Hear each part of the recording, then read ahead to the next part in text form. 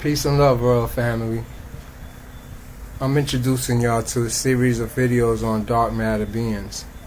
Now, when it came to my attention was when I was, scrolling through YouTube. I came across this video. It was a NASA scientist or whatever who, I guess he was there when Buzz Aldrin and all them came back from the first flight to the moon. And he claims in his video that there were some beings that they had seen or they was interacting with or communicating with. And these beings, they was from Saturn. He described them, that's what brought about this whole situation, as dark beings. And that they're here and they've been here, they're very tall. And he also said that they, are higher beings, overseers. Well, I seen them plenty of times, but I never really knew what they was because they're like shadow beings.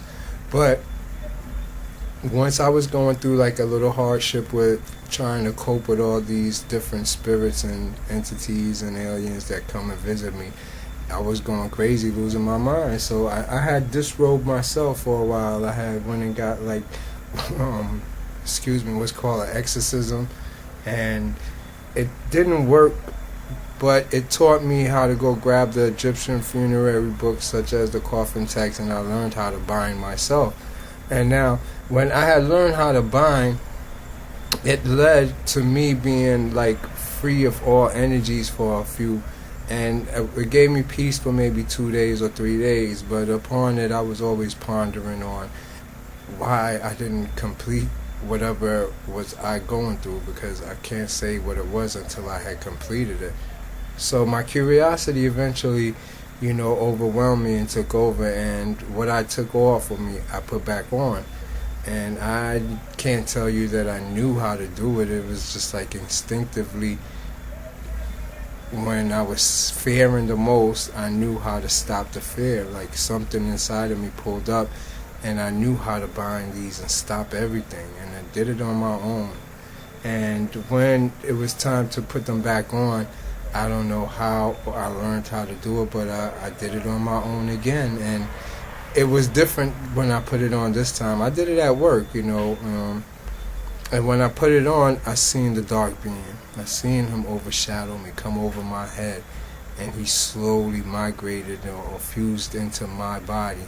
And I watched him, and it just like that same night was, as a matter of fact, I saw the post about the dark being. It just was so coincidental that it wasn't coincidental.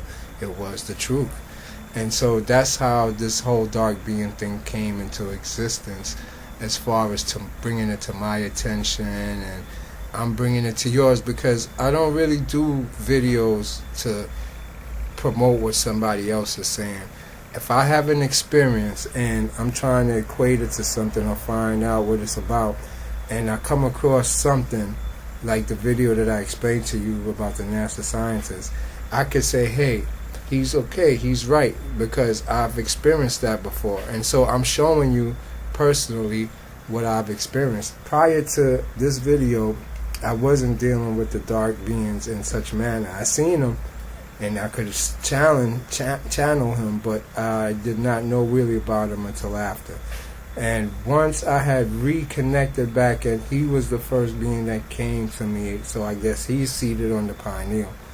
He was the precursor to everything, and it told me that they've been here, like the Anunnaki's been here. They never left, and they work from different dimensions.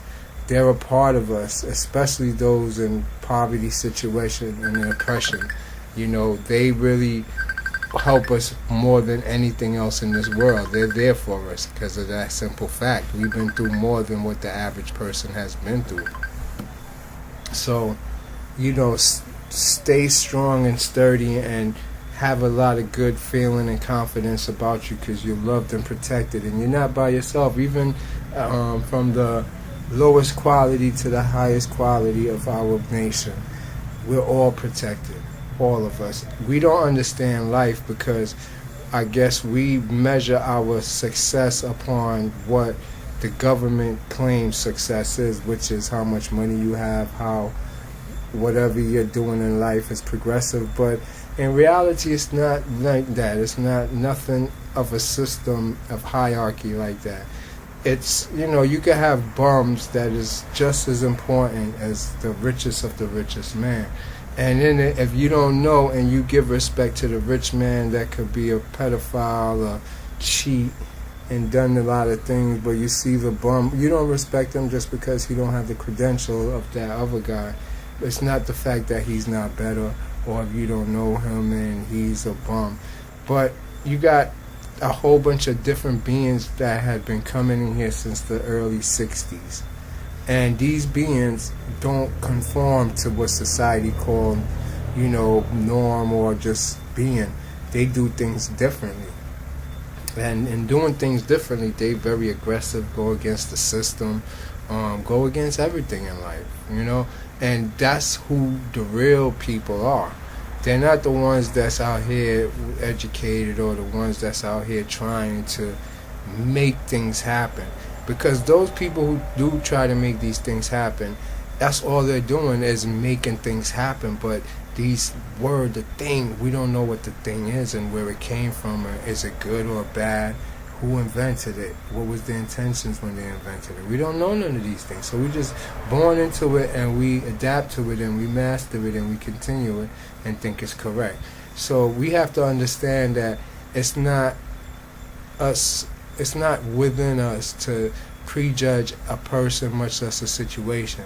And for those that feel like, they got the gifts inside of them, they know they blessed, but because of their financial situation or the way they're living, they feel disadvantaged. You're not disadvantaged, you're advantaged.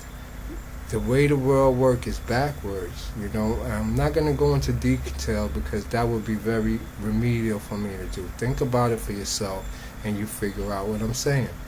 You understand? And if you ever have a bunch of money, it's going to be the hardest thing to stay grounded and to stay positive, because money is not no root of no evil. What money do is make you unconscious and you just live that financial life.